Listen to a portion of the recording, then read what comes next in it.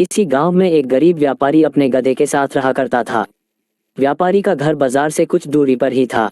वह रोज गधे की पीठ पर सामान की बोरियां रखकर बाजार जाया करता था। व्यापारी बहुत अच्छा और दयालु इंसान था और अपने गधे का अच्छी तरह ध्यान रखता था। गधा भी अपने मालिक से बहुत प्यार करता था, लेकिन गधे की एक समस्या थी कि वह बहुत आलसी था। उसे काम करना बिल्कुल अच्छा नहीं लगता था। उसे सिर्फ खाना और आराम करना पसंद था। रात के 12 बजे एक दिन व्यापारी को पता चला कि बाजार में नमक की बहुत मांग है। उस दिन उसने सोचा कि अब वो बाजार में नमक बेचा करेंगे।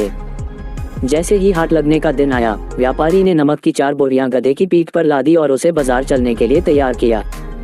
व्यापारी गधे के आलसीपन के बारे में जानता था, इसलिए गधे के न चलने पर उसने गधे को 1-2 बार धक्का दिया और गधा चल पड़ा। नमक की बोरियां थोड़ी भारी थीं, जिस वजह से गधे के पैर कांप रहे थे और उसे चलने में मुश्किल हो रही थी। किसी तरह गधे को धक्का देते हुए व्यापारी उसे आधे रास्ते तक ले आया। Report add. व्यापारी के घर और बाजार के बीच एक नदी पड़ती थी, जिसे पुल की मदद से पार करना पड़ता था। गधा जैसे ही नदी पार करने के लिए पुल पर चढ़ा और कुछ दूर चला, उसका पैर फिसल गया और वह नदी में गिर गया। गधे को नदी में गिरा देख व्यापारी घबरा गया और हड़बड़ाते हुए तैरकर उसे नदी से निकालने जा पहुंचा। व्यापारी ने किसी तरह अपने गधे को नदी से बाहर निकाल लिया। जब गधा नदी से बाहर आया तो उसने देखा कि उसकी पीठ पर लदी बोरियां हल्की हो गई हैं।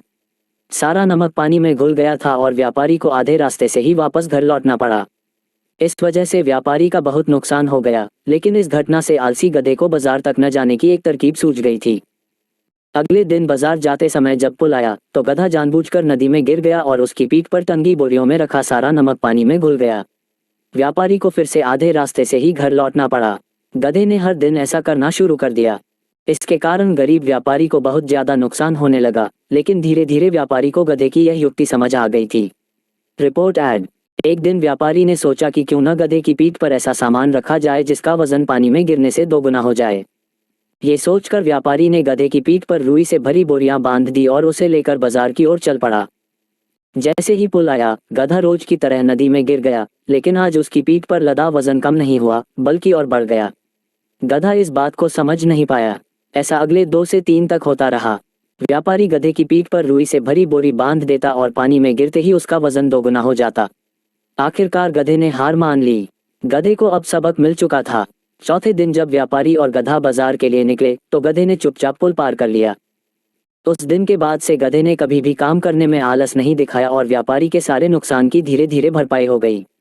कहानी से सीख। बच्चों, आलसी गधे की कहानी से हमें ये सीख मिलती है कि अपने कर्तव्य का पालन करने में कभी भी आलस नहीं दिखाना चाहिए। साथ ही व्यापारी की तरह सही समझ और सूझबूझ से किसी भी काम को आसानी से किया जा सकता है।